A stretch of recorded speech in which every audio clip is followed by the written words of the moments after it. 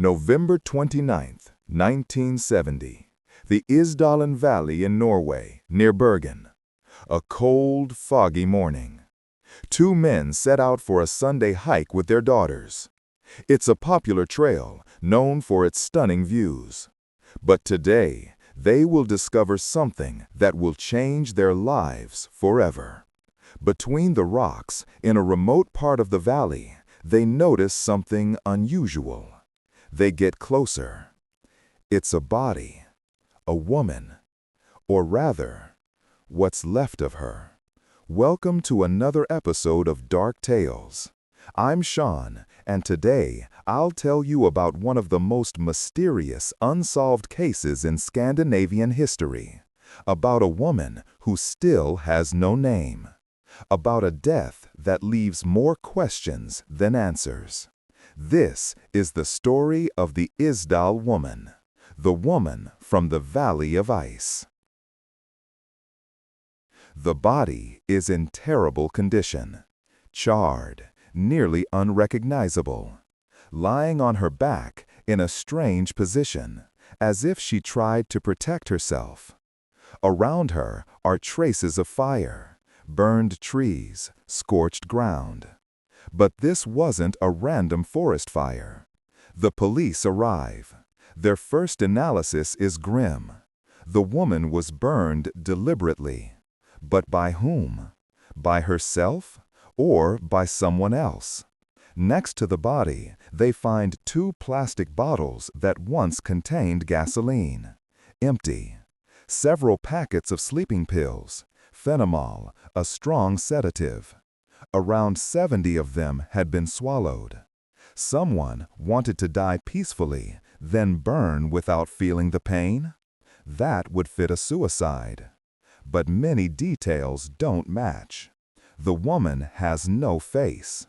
Literally, the front of her head is completely burned, as if someone intentionally wanted to prevent identification. Her fingers are also heavily damaged. No fingerprints left. It could be an accident or a very effective cover-up. Her clothes are partially burned, but what's left tells a story. She wore elegant lingerie, high quality, expensive, branded. Near the body lies jewelry, a gold watch, rings. She didn't look like a poor woman. But who was she? The police start with the basics. They check local missing persons reports in Bergen. Nothing. They check across all of Norway. Nothing. No missing woman even remotely matches the description. The autopsy reveals more oddities. The woman was around 30 to 40 years old, in good shape, well-groomed. She had a distinctive dental pattern. Some molars were missing, but her front teeth were perfect. Typical for someone from Eastern Europe or parts of Asia where dental care was uneven. But the biggest clue comes from her stomach. It contains her last meal: rye bread, milk, spicy seasonings. A typical meal eaten hours before death. Toxicology confirms a massive dose of sedatives, enough to kill. It still looks like suicide, but why? Then the investigators find her luggage. In the luggage storage at Bergen railway station, they discover two suitcases. They belonged to the woman, and their contents change the entire case. The suitcases are full of clothes, various outfits, all stylish, all expensive. But every piece of clothing has something in common. Every tag has been carefully removed. Every one. Someone deliberately prevented identification via tracing purchases. Inside are also multiple pairs of glasses, wigs, short, long, in different colors. A map of the Bergen area with marks made in pen. And then the notes. Sheets of paper with strange markings, codes, dates, numbers. Some written in different inks. Some appearing to be written in a cipher. One expert suggests they might be written in a positional code, a system used by spies during the Cold War. The Cold War. Berlin still divided. The USA and the West locked in constant tension. Norway, as a NATO member, is a strategic point. Bergen, a port city, military base, and a hub where trade and intelligence routes cross. Was the Isdal woman a spy? Police publish a sketch of the woman based on a facial reconstruction. Suddenly, witnesses come forward. The woman had stayed in various hotels in Bergen and nearby cities, but each time she used a different name, a different accent, a different hair color. At the Hordahammen Hotel, she signed in as Alexia Zarna Marches from Belgium. She paid in cash. She spoke English with a light accent no one could identify. German? French? Dutch? In another hotel, she was Claudia Tielt from Germany. There, she spoke differently, had different hair, behaved differently. Waiters and receptionists recall she was polite but strangely cautious. Always sat with her back to the wall, facing the door, watched people, avoided eye contact, asked about transportation routes, about who else was staying in the hotel. She acted like someone on the run, or someone on a mission. Then, police discover something else: false passports.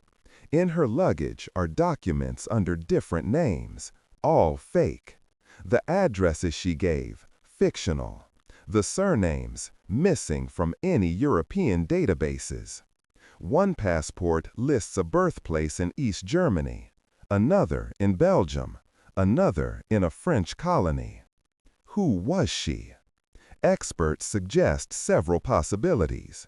Theory 1, a spy. The Cold War was in full swing. Norway, as a NATO ally, was a natural target for Soviet intelligence. Maybe the Isdal woman was a courier. Maybe she was to deliver information, but something went wrong. Maybe she was exposed and forced to take care of herself. Theory 2, a smuggler. Perhaps she was involved in international smuggling. Drugs, weapons, diamonds. Maybe she crossed the wrong people. Maybe burning her body was a warning. Theory 3, a victim on the run. Perhaps she fled someone. Maybe she witnessed something she shouldn't have. Maybe suicide was her final escape before they got her. And then, Theory 4, the most chilling.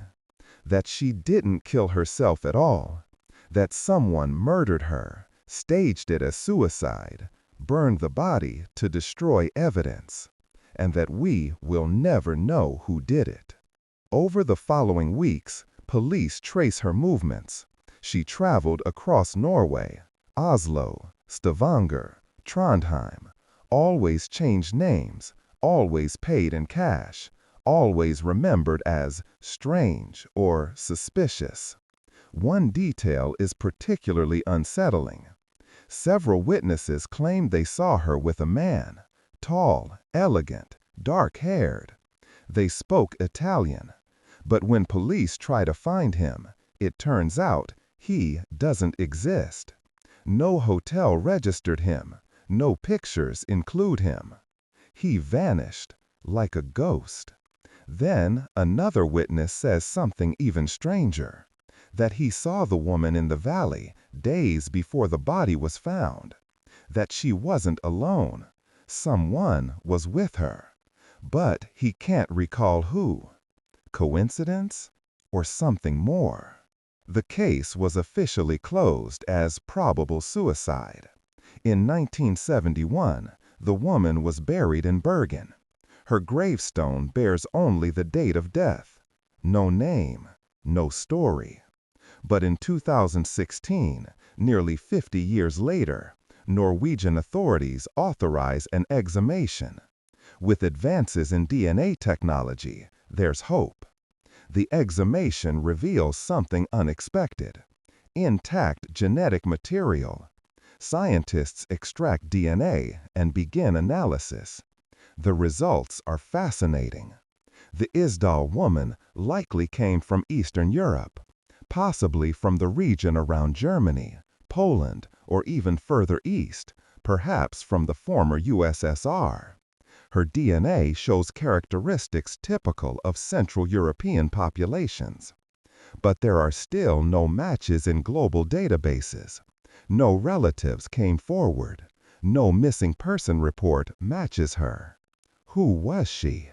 Over the decades, many theories have emerged, some logical, others less so. Double agent theory.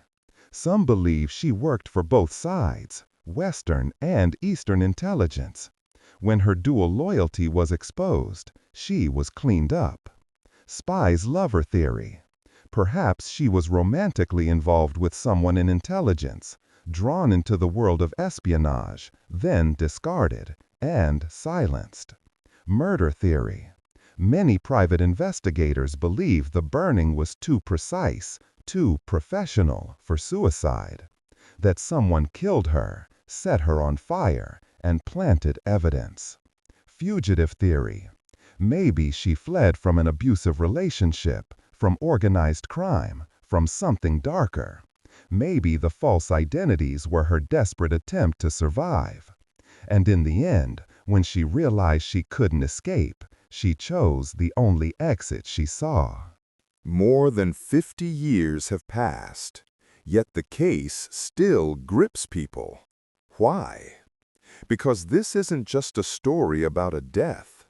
It's a story about a woman with no past, no name, no identity. A person who deliberately erased every trace of her life. In a world where every movement leaves a digital footprint, where cameras track our faces and social media stores our memories, this woman achieved the impossible. She vanished. She became a ghost. Maybe she was a spy, maybe a fugitive, maybe a master of deception, maybe simply someone who wanted to reinvent herself and failed. But one thing is certain: her story remains, because it represents something deeply human, the desire to disappear, or, ironically, the fear of being forgotten. In the Isdalen Valley, there is no trace of the tragedy left. Nature erased the ashes, covered the bones, healed the scars. But the memory remains.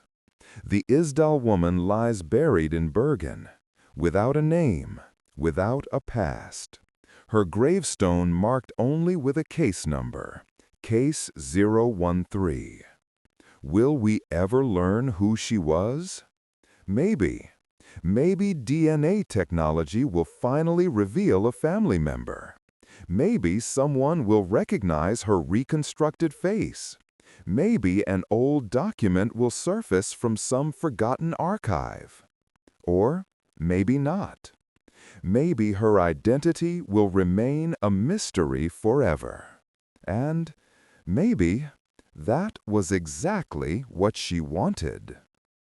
Thank you for listening to another episode of Dark Tales. If you have your own theories about the Isdal woman, leave them in the comments. What do you think?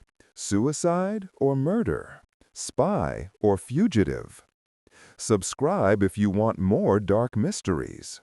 In the next episode, I'll tell you about another unsolved case, just as strange, just as unsettling. See you in the darkness.